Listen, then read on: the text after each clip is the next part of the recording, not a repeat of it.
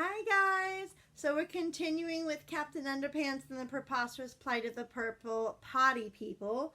We're on chapter 28. We just finished with Evil Harold and George accidentally shrinking themselves and them getting a spanking. So we're on chapter 28, wrapping things up.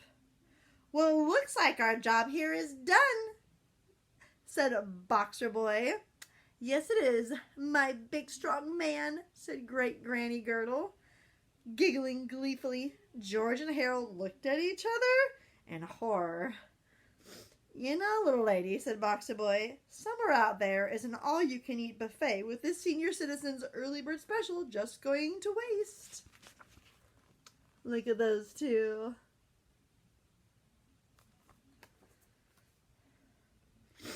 Well, let's go find it, you big hunk of love, said Great Granny Girdle as she kissed him passionately on his wobbly neck fat.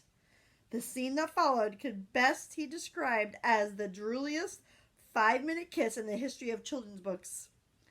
Dentures, slosh, wrinkles flapped, and rubbery jowls squished, smushed, and quivered gelatinously. Said Harold, I think I need to go wash my eyeballs. Me too, said George. Oh, jeez.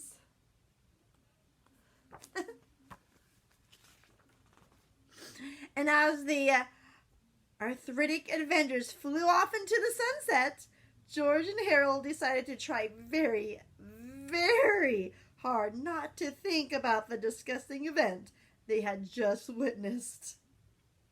Come on, we've got to wrap this story up, said George. First, we need to dehypnotize and shrink Sulu. Then we've got to go back into that crazy purple potty and return these bozos to their alternate universe, said Harold. So we're on chapter 29. To make a long story short, zap! They return Sulu back to his original size. Oh, look at that. Chapter 30. To make a longer story even shorter, kick! And they sent small, very, very, very small little Evil Harold and Evil George and the evil Captain Underpants to their own universe. Chapter 31. The chapter where nothing bad happens.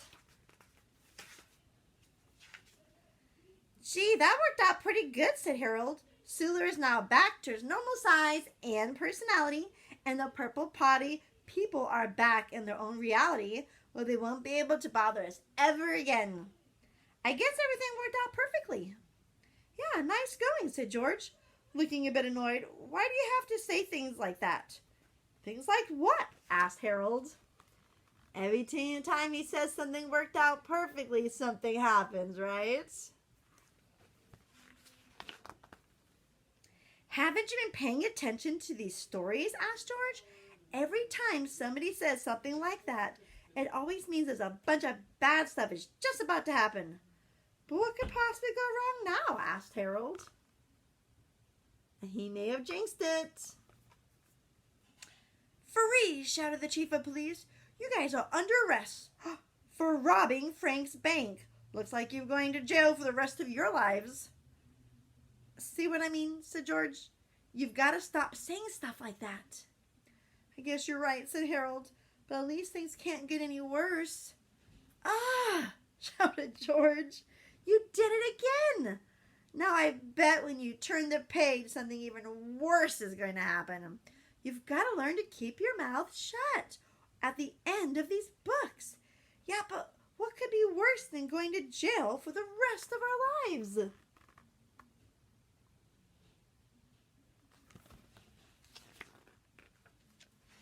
Chapter 32. I think we'll save that for tomorrow, and that will be the last chapter. So I'll see you guys tomorrow. Bye, guys.